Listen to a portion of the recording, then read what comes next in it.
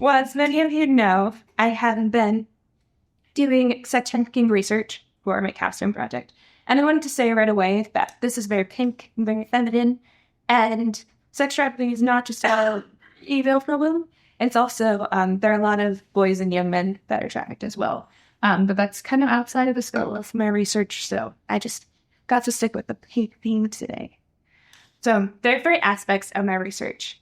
First of all, I wrote a paper entitled, Why Should Christians Care About Sex Trafficking? So I'll explain a little bit more about my process and stuff later. But the other thing I did was working for 2 years at a local anti-trafficking organization called Route 1. It is a strip club ministry. And then also, I spent a lot of this semester interviewing 35 professionals working in sex trafficking, survivor care, and compiling the research into a review. So we're going to look at each one of those individually a little bit. First of all, the paper. So coming to Sattler, and even before this, I've been interested in sex trafficking and working with women who've experienced trafficking. And so I've spent a lot of time listening to YouTube stories or reading books and memoirs about people's experiences being trafficked. And it raises a lot of questions. There's a lot of brokenness and a lot of pain. And it's hard to, it just brings up a lot of questions. It's hard to work with something like this if you don't feel like you have any answers to your questions. So this was a good chance for me to study some of the things that I've been wondering. So this research was driven by questions like, how is the way I understand sex trafficking colored by my traditional Christian values? What does healthy sexuality look like? Why is there so much broken sexuality? Why did God create sex? How different are men and women? Are gender differences cultural constructs? Why is there such a high demand for sex work? Do men value sex over relational connections? What about women who say sex work is empowering? Are Christians missing out on fulfilling sex lives? And I did not answer all those questions. The paper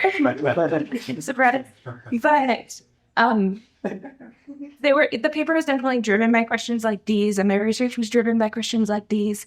I spent a lot of time reading research, and then also here's some of the books that I read.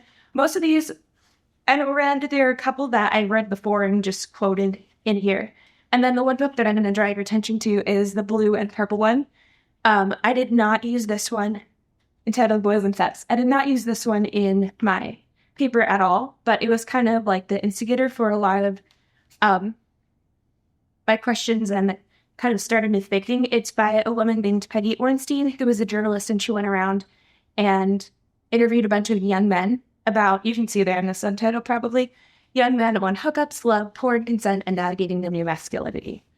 And she's writing from a secular perspective. She has a lot of really interesting findings, but one of the things that stood out to me through her book is that the most meaningful sexual relationships for the people that she was interviewing were coming through relationships where they had deep emotional connection with the person. And I was like, hey, that sounds a lot like Christian marriage. So I think that started me thinking a little bit more about some of these things. The thesis for the paper is Christians should care about sex trafficking because it is a broken attempt to build God-given desires for sex and has caused great damage. We must respond by holding up God's template for sexuality as the antidote to the destruction caused by sexual exploitation. So that's kind of a mouthful. But basically, I look at sex trafficking and how it's an attempt to fill God-given desires, how it's broken, how it's harmful for men and women that are involved. And then I take a moment to look at what God intended in the Bible and the template that he set up for sexuality, what it should look like, and how this offers an alternative to sexual exploitation. So I do not have the paper here for you today, but if anyone's interested in reading it, please let me know. Also, I'd be happy to talk to you about these things because there are a lot of things that did make it into the paper that I'm very interested in and excited about. So the next aspect of my research was working in a strip club industry. So you might ask, why would you work in a strip club industry if you're interested in helping people who've been trafficked? Well, the one reason, traffickers often use strip clubs as a gateway into prostitution. So for a lot of traffickers, if they want to convince a woman to work on the streets and sell their body in some way, they'll start out by convincing them to work in a strip club. And then also, many strip clubs have back rooms that are used for prostitution. So strip clubs are legal, prostitution illegal. But a strip club is kind of an easy front for undercover businesses that are actually involved in prostitution. So that's why the strip club. And what did we do? This is a retreat from last summer that I was able to be a part of. The woman in the middle in the blue was one of the volunteers that went out with me. So there are kind of three aspects to our time in the strip club. One of the big aspects is giving instead of taking. So a lot of people come into the club and they're looking for something. They might be paying for it, but they're still looking for something when they come in.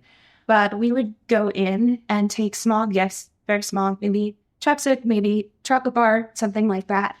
And then have a little note on it that said, "You are a treasure," or some other little encouraging message. And go in.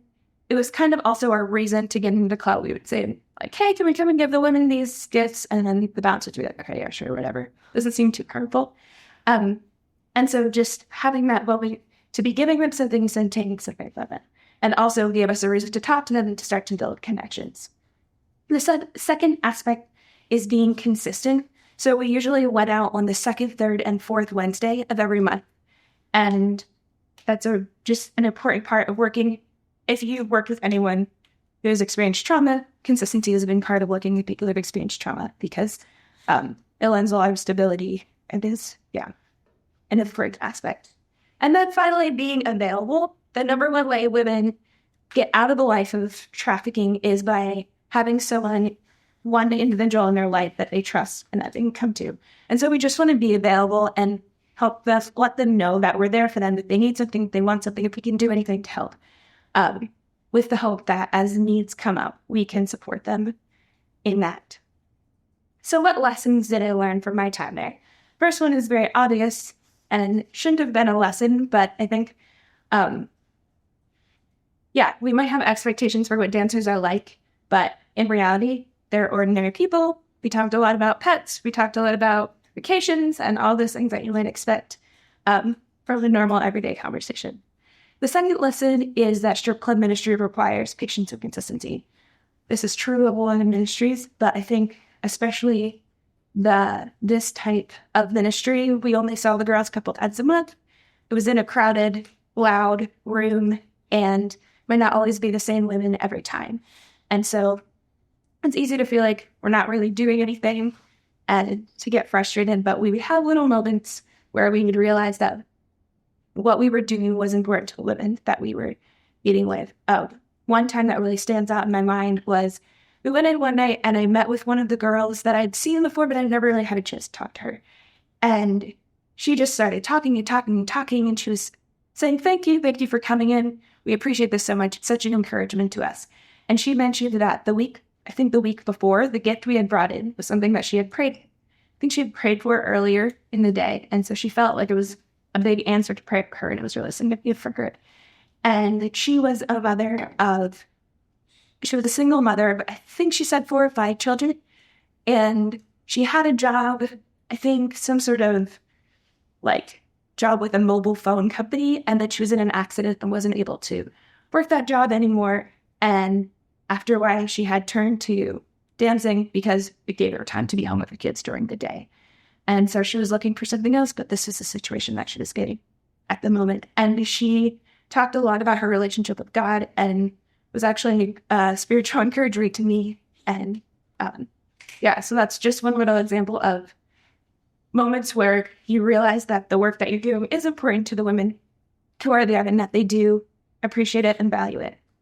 The third lesson is that appearances are deceptive and systems of exploitation are complicated.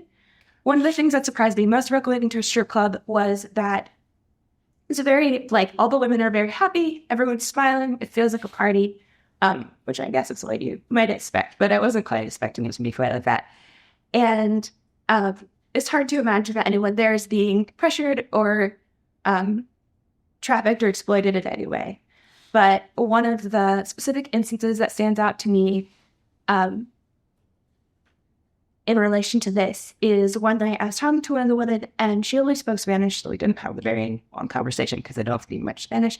But she said that she had been in the U.S. for about a week, I think, and this was her third night working at the strip club, and she didn't know any English, so that's clearly a very vulnerable position for her to be in. And it's moments like that that made it clear to me that there's more going on than what first appears when you walk into the club. So those are some lessons from working in the strip club industry. Then the final piece of my project was getting the chance to interview professionals. So what was my process for this? First of all, I sent out nearly 200 emails, just cold contact email. I created a list of interview questions, and then I set up interviews with those who responded. I compiled and organized the information that I received from these interviews, and then finally created a review from the interviews that I called Best Practices and Gaps in Care for Survivors of Sex Trafficking, which is also quite a mouthful, but here's a little sneak peek. This is my list of interviews, my spreadsheet for keeping track of that, so that's fun. And then let's talk a little bit about the goals for this project. So I had kind of three major goals.